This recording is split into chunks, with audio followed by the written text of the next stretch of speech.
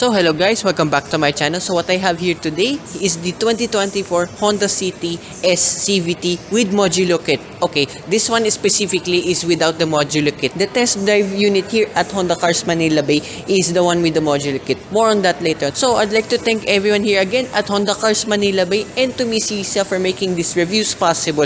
I just recently reviewed the Honda Brio RS CVT. So check that out too on my channel. So what do we have here with the CTS? This is one of the official base models of the city lineup here in the Philippines. It actually says in the brochure there's an E-van, but that's only for like corporate and company cars. So I got very curious on that brand. So hopefully we can check that out soon. Here at the looks, okay, it looks a little bit better now with the pre-facelift model. But for this S model, you get a lot of chrome here around the grille. Ground clearance remains the same at 134 millimeters. So compared with the pre-facelift models, you get more design tweaks over here in the front bumper. To tell the difference between this S and the V models, here at the side profile, okay, looks exactly the same like with the rest of the city models. However, the repeaters are here on the body panel itself. The repeaters are no longer here on the side mirror itself, but if you look on the other side, the V model, you have LED repeaters and chrome door handles too. Another thing too, with this S model, you only get body colored door handles. So now for the CTS Modulo kit, you get a more aggressive front chin, and then here again on the side profile, you get side skirts now too. Then here, powering this all new CT, well, it's exactly the same, but I will show you still anyways. Oh yeah, to being the S-base model, you get halogen lights, but with LED DRLs now. Powering this all-new CT, it's still the same. It's a 1.5 liter naturally aspirated 4-cylinder engine that produces 120 horsepower and 145 Newton meters of torque. And sadly, this time, all of the CTs are mated to CVT transmission. So, F in the comments for the manual transmission. Anyway, I've driven the pre-facelift model and the V variant too. Yeah, the CVT combo along with this engine is still pretty good, I have to say. So, yet again, more or less, it will drive much more or less the same like with the pre-facelift model.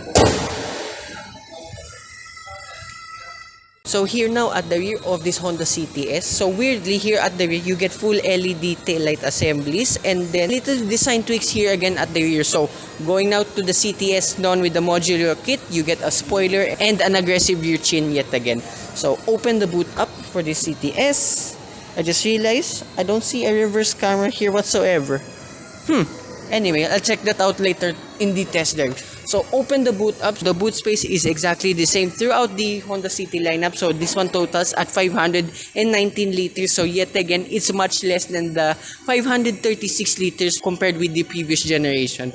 So not much toys here. And another nitpick with this Honda City, you cannot fold the rear seats down whatsoever. I tried finding a latch there in the rear seats. Yeah, there's nothing whatsoever. You have a halogen light over here, and then underneath you have a space saver donut type tire. And as you can see, you can fit a lot of Honda bowling bags here at the rear.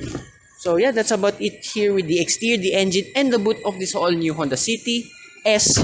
Let's check out the interior.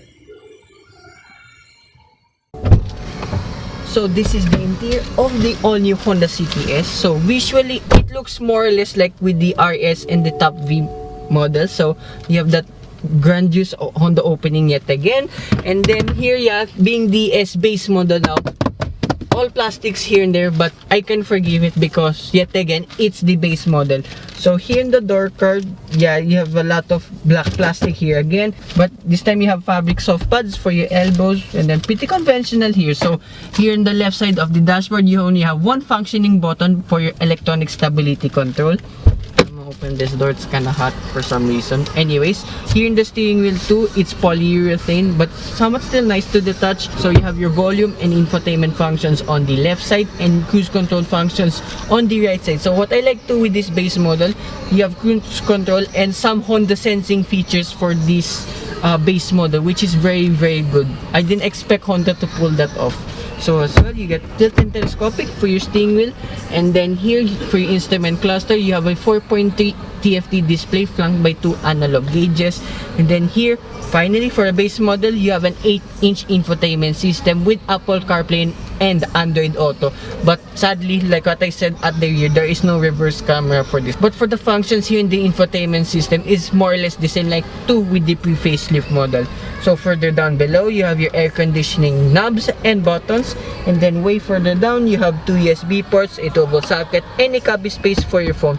And I just saw now too, being the S-base model, I didn't expect to see the engine start-stop button here beside the cluster. So I was expecting a normal key fob here. So back here in the center console, further down, you have a cubby space again with 2 cup holders. And then here around in the gear shift, there's a lot of gloss back. At least you have your icon button. I'm gonna turn that off later for sure. And then here, glove box. Meh. And then here too, being the base model, you get fabric seats only. But surprisingly, they're still comfortable and surprisingly a lot of bolstering too. And then above here, you have 2 halogen lights. I forgot to turn that on. And then sun visor, you have a vanity mirror only. There's no light whatsoever. They don't extend, but most of the CTs, well, all of the CTs don't extend anyway, so I'm cool with it. So behind the gear shift, you have a lot of cubby spaces. You can literally put your phones wherever you want. Manual handbrake and 2 cup holders here at the rear. So yet again, being the base model, it's pretty much basic in here, but I don't mind it. So since we're here already, at the rear seats, yet again, they are all fabric, but this time there is no central armrest, sadly. And at the rear door cut, it's the same like the ones here at front. There's fabric soft pads again for your elbow, and then space there in the back is exactly the same too. So very good feet room and knee room, but my headroom is so people under like 5'8", 5'7" will be okay there at the back. So as well, being the base model, there's no toys in the middle whatsoever. You just have again the cup holders, and to the transmission tunnel is narrow and thin, but you can simply put your feet wherever you want. And sitting there too in the middle is actually much softer than sitting in the left or right side of the seats. Headroom will be a bit of an issue, but then again, at least you can fit there 3 people in the back comfortably. So yeah, that's about it. Oh yeah, for the S-base model, you don't have paddle shifters, sadly. Along too with the V middle variant. And as well, if you want to know more about the Modulo S kit, so you may check out any Honda dealers, but I as well recommend Honda Cars Manila Bay. So if you're wondering how much additional, if you want the Modulo kit for this S model, let's discuss it while we're having a drive. So now driving the Honda CTS. So before I floor it, you all know me, I really love this city. So let's put it in eco mode and see how it fares at a sublime pace only. So very weird that I'm driving the S model. I've never ever driven the S model, only the RS and V models. And then yeah, so far so good.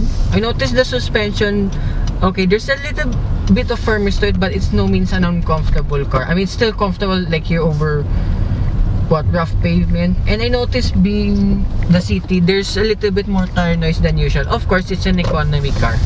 So here, eco mode, just floor it. Alright. Of course, being a Honda City with 120 horsepower, yeah, this drives, I can tell already pretty well. So yet again, more or less the same like with the the pre-facelift model, but nothing to complain about really. And that was just eco mode, so there's just slight delay to it only, but then again, it's not so bad.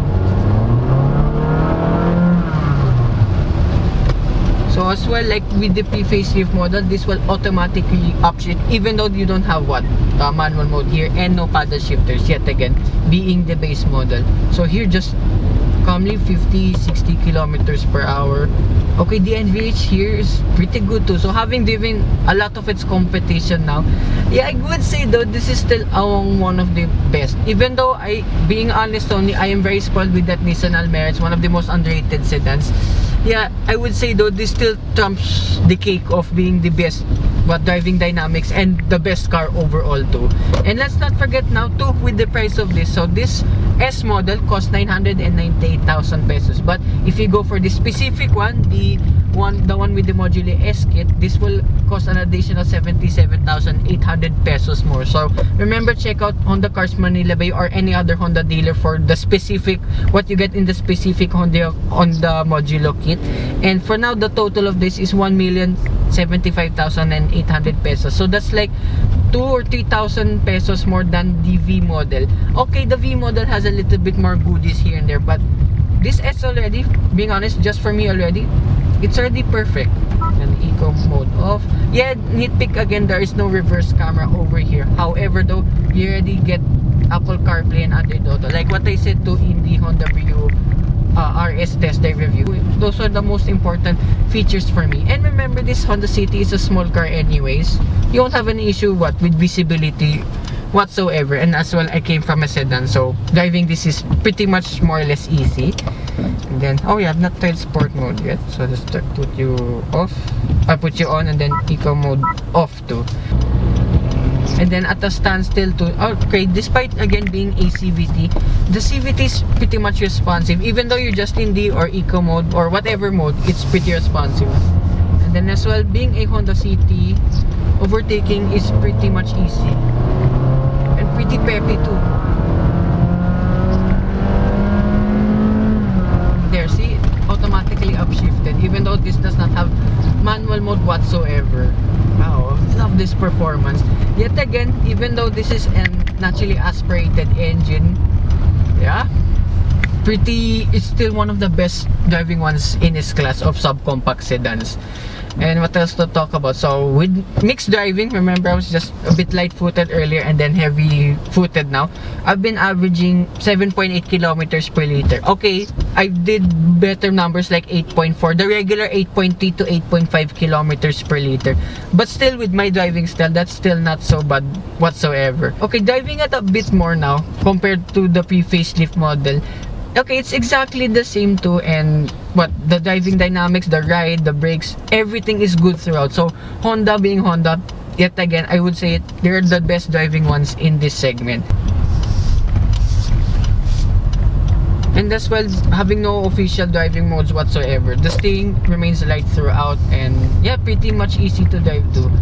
So let's do it one more time.